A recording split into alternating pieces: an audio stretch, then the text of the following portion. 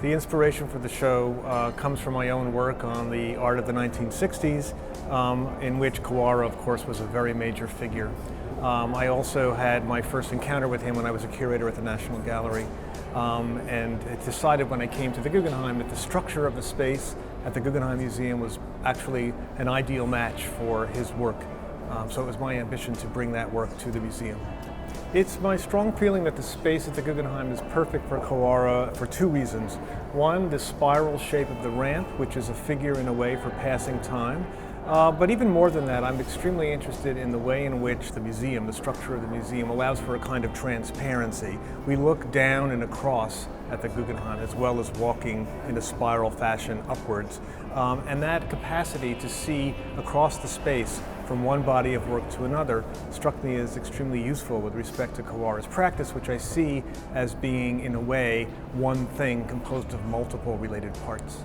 I think the most important thing about the show is the fact that Kawara's work, which may seem at first off-putting to a non-art audience, is in fact very open and even transparent. I would describe it as incredibly accessible work, despite what you think at first, because it's composed of a lot of language.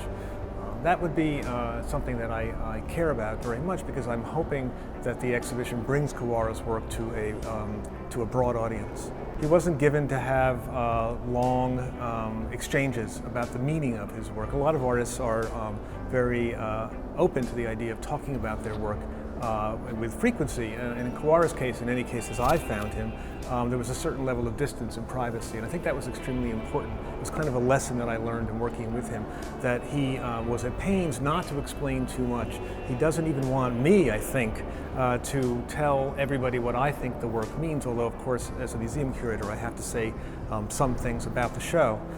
For him, the working process was as much about keeping things very open between us and allowing me to take choices of his and pursue them in ways that I felt were appropriate.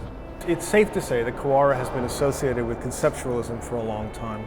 That's an art movement of the 1960s in which he actually participated. A number of artists that we think of as belonging to that tendency or that period of time were friends of his, such as Soloman R, Joseph Kosuth and Dan Graham, among many others. He did engage the community, he did participate in some of their activities, including exhibitions. So I would say that the association between him historically and conceptualism is a very authentic one, and it dates back to the beginning. I would, however, distinguish him from other conceptualists in two ways. One has to do with his devotion to painting as a practice, which a lot of artists of his generation abandoned. And that's something that meant a great deal to him. The fact that painting served a specific purpose in the context of his work overall, and he was a wonderful painter.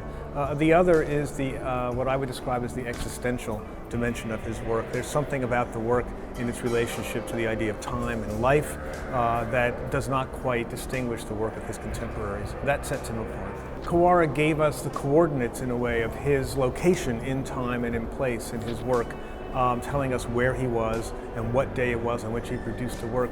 These things seem subjective, and in fact, to a certain degree, they are, because the work is written, so to speak, in the first person. I went, I met, I got up, I read, I am still alive.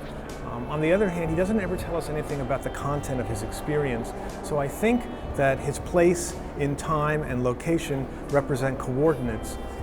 And overall, what we have instead is something like an abstract matrix of time and place in which we can finally encounter ourselves.